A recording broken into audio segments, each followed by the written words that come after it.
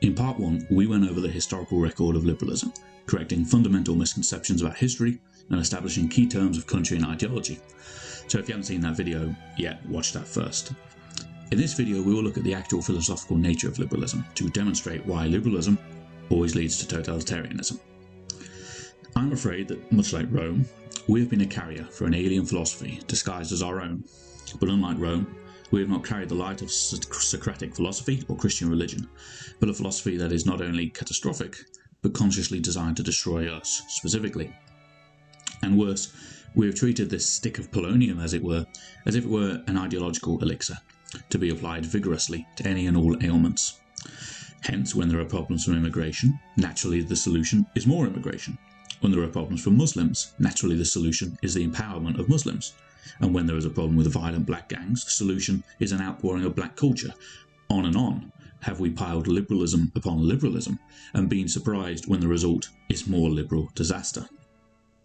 Well, I contend the reason for this is that liberalism and socialism both rest upon a secreted German philosophy, the nature of which is inherently nihilistic, deconstructive, and evolved to be specifically designed to target our society, and the American one as well. Let us begin by describing philosophically the opposite, the Socratic Christian English tradition, that will just shorten to the English tradition where appropriate for the sake of this video. Christianity is a religion that has been reimagined, funnily enough thanks to German philosophy, via the movement that began with Luther. But at its core, Christianity was, and is, effectively popular Socratic Judaism.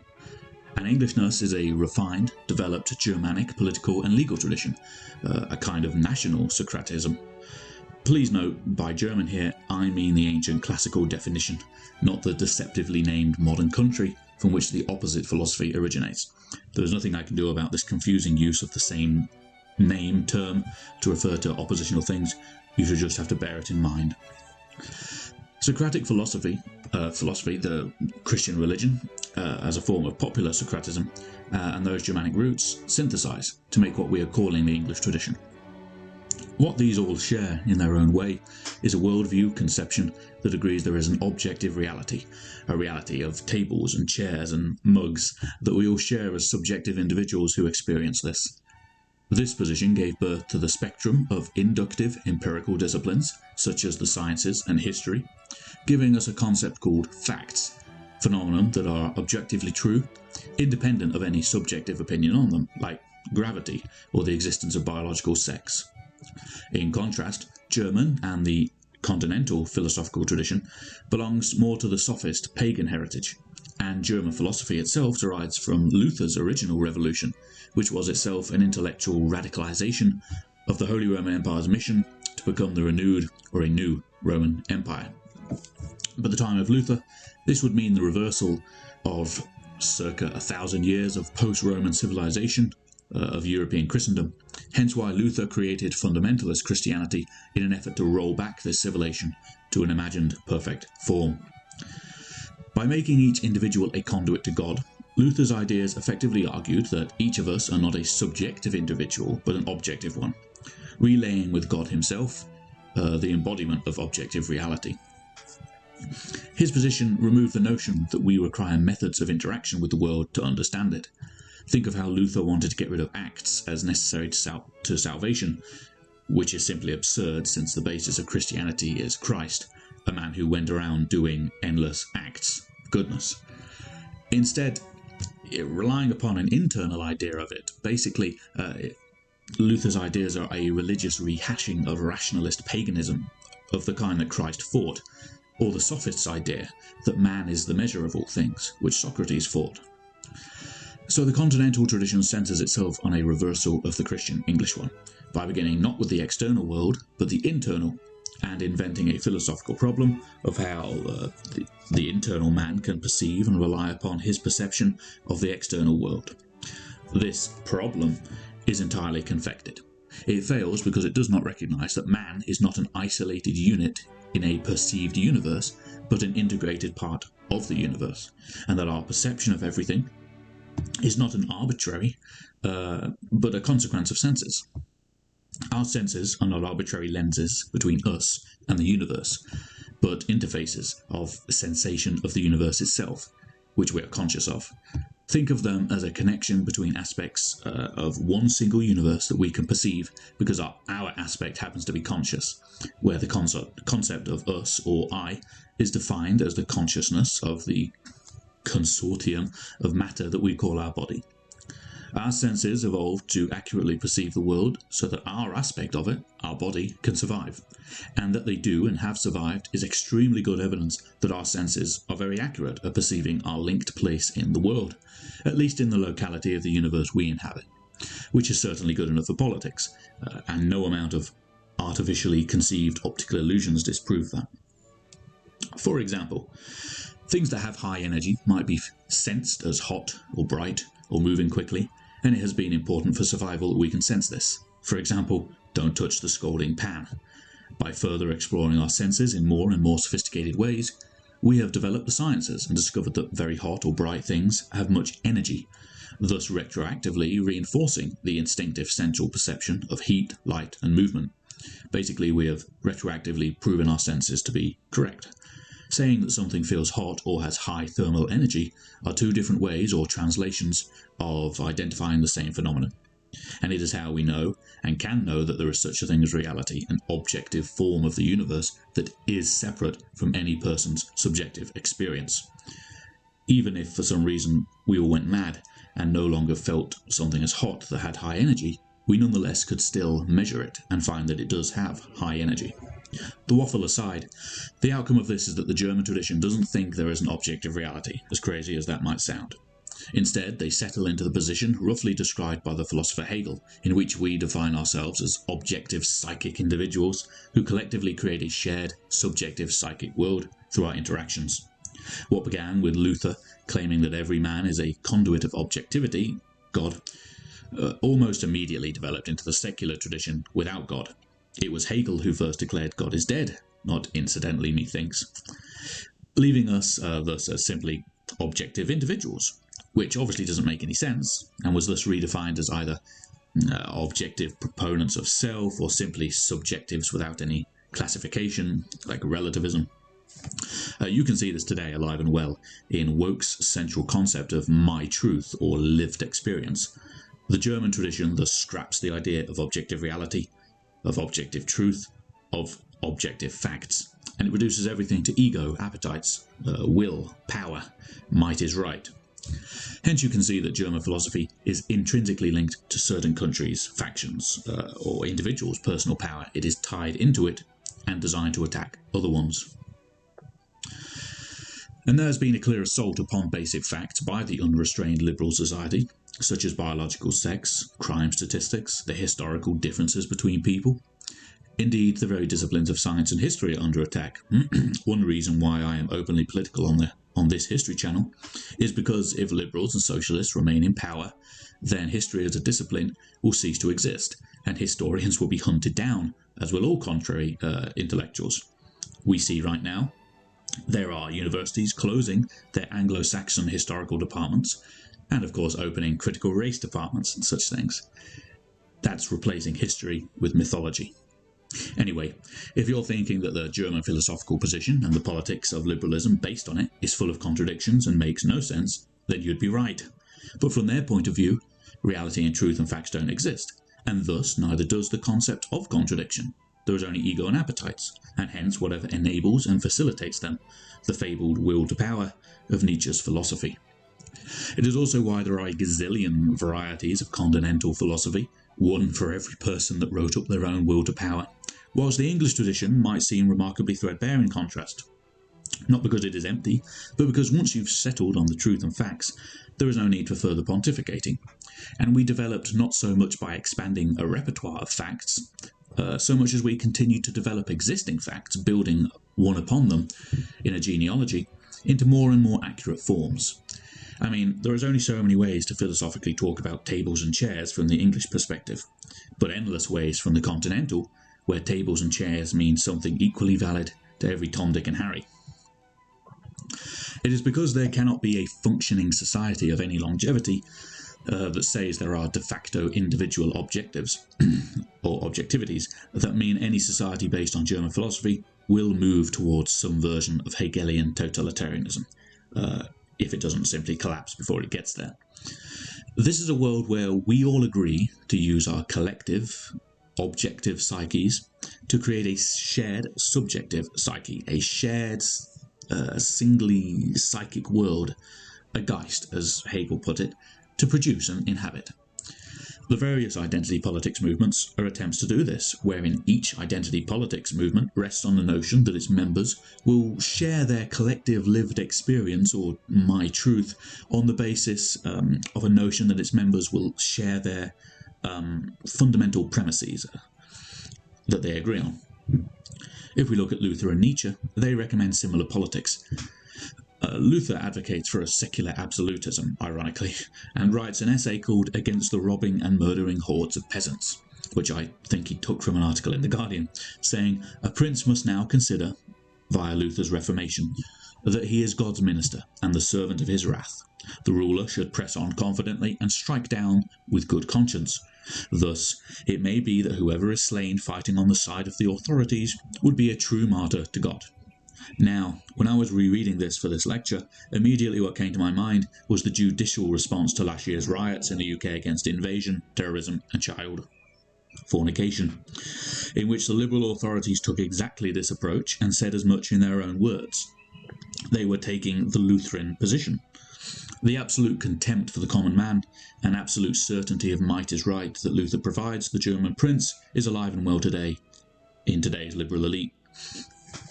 Moreover, you see the problem with turning yourself into an objective, unfalsifiable conduit of it, is that now you can do no wrong, and all who oppose you are evil, and all you can do is good. It's the root of utopians and totalitarianism. Nietzsche's approach is just a popularized form of this, by which I mean anybody and everybody, not just the princes, should pursue their will absolutely to make this world in their image, becoming the master to enslave everybody else. Truth and a morality derived from it are neither here nor there. Well, Hegel is just saying that we shouldn't engage in this war of all against all, and we should just all agree to inhabit an autocratic world together. And my point is not just that German intellectualism inherently desires autocracy and invented liberalism to get there, which it did and does, but even more fundamentally, that the very aspects of the philosophy always lead to Hegelian totalitarianism, because we are social animals, and we will try to form a stable shared world, whether of fantasy or of perceived reality. The Hegelian stance is the definition of totalitarianism, because that definition distinguishes it from other forms of autocracy, is that the totalitarian society is the one of absolute fantasy, of the accepted lie, the willing self-delusion, where we all just agree on a collective subjective world rather than work out the objective one. Where, because we accepted as a basis the German concept that man is an individual unit of objective ego, will and appetites, then we agree to an external world created by external force, by oppression, to hold it together. It just so happens that this brutal world suits the brutish man, the German man, of ego and appetites and will to power. There is no better demonstration of this mindset than the Labour government just recently, literally deriving its policies from a Netflix show, a literal fantasy policy, an acknowledged one, and worse, being used to indoctrinate children into this fantasy. Because if we were an English society, empirical and objective, we would of course look at the crime statistics, which show that the only wave of violence across our country is not coming from incel white teenagers, but from black inner city gangs and Muslims. But according to them, it's racist to perceive reality. The totalitarian world rests on self-delusion, remember, and for those that don't want to self-delude themselves, that's where the censorship and the oppression comes in. That's where the secret police come in. After all, what is a heretic but somebody that doesn't believe in the shared belief? For Labour's policy is not simply an arbitrary policy, it's also by design an inversion of reality, an inversion of the English tradition. And hence why the BBC was utterly incredulous that Kemi Badenoch was not basing her policy on the Netflix show, because from the BBC's point of view we all have to agree on the fantasy society or the illusion collapses. Hence the hostility from liberals and socialists, because when you deny their fantasy, you tear down their world. Their mind cannot handle it. The philosopher Kierkegaard was very good on this. It's also a concept that I believe was popularised in The Matrix through the term blue and red pilling.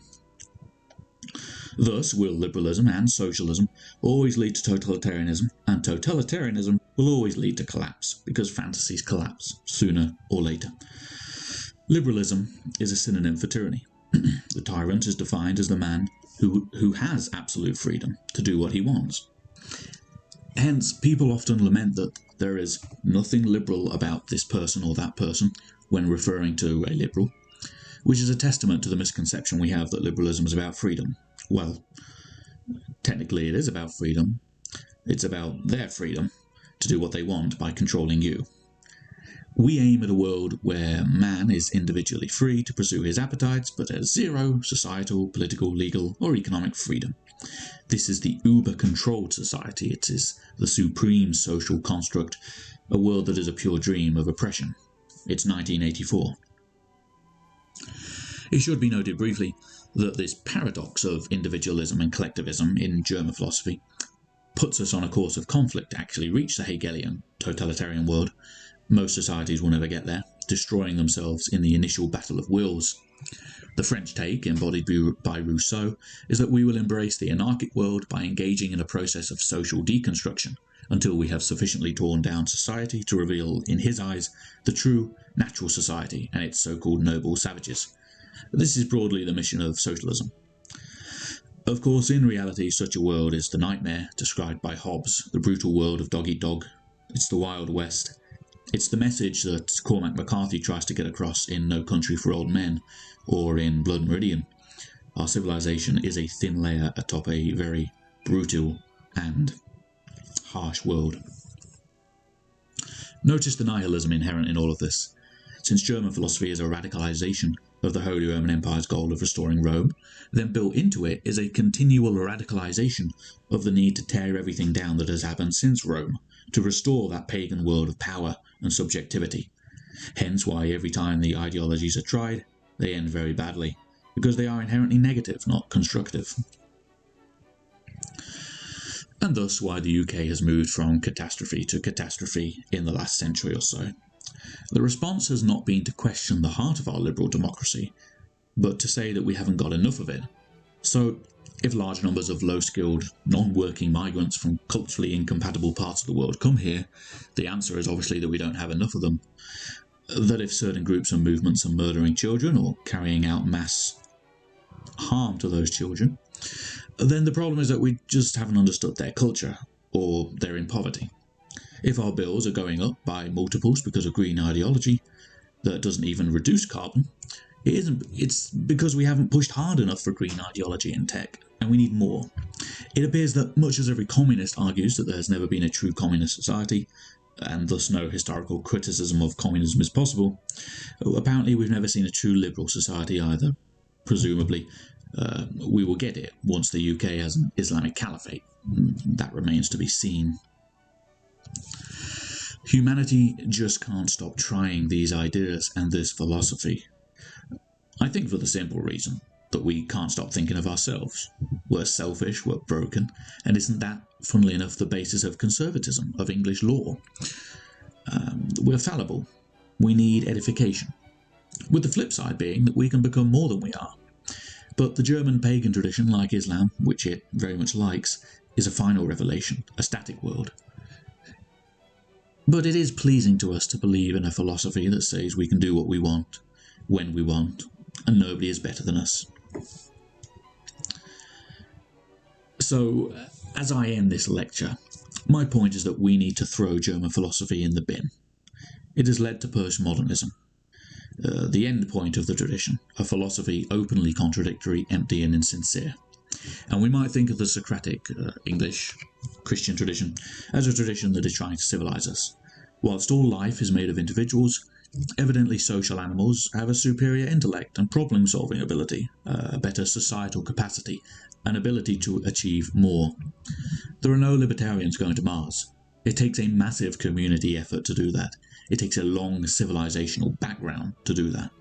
So we can think of this tradition as a way to help us lose the selfish aspect of our individuality and embrace the ability to work together across time and space, That's how cathedrals were built over centuries. We're not getting rid of the individual, we're simply improving our ability to work together. Hopefully this lets you see why this Socratic philosophical revolution, what that philosophical revolution was about. His society, Socrates, was the same as ours. They used Homer, the Iliad, a piece of fiction, as literal politics, law, morality, religion, teaching, just as Keir Starmer is using a Netflix show. Socrates said this was stupid and that it made bad people. I think we need our own neo-Socratic revolution in England to say the same thing. We're just very lucky that we already have the tradition hidden in our past to go back to. We don't have to reinvent it.